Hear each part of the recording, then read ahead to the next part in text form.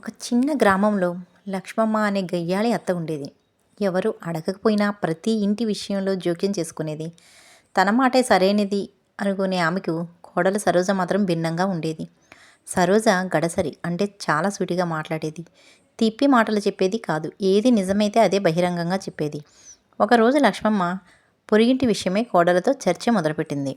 అయ్యో, వాళ్ళ ఇంటి పాపకి చదువులేమీ రావు, పెళ్లి చేస్తే మంచిది అంది. అప్పుడు సరోజ నవ్వుతూ, అత్తయ్య, ప్రతి ఇంటి సమస్య వాళ్ళదే. మన ఇంట్లో మనకున్న పనులు చూసుకోవటం బాగుంటుంది.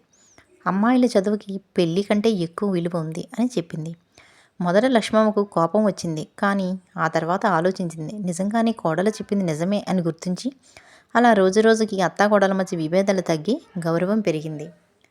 మొత్తానికి గయ్యలతని తగ్గితే గడసరి మాటలు వెనుక నిజం ఉంటే అత్తాకోడల బంధం అల్లుకున్న పట్టు మరింత బలపడుతుంది.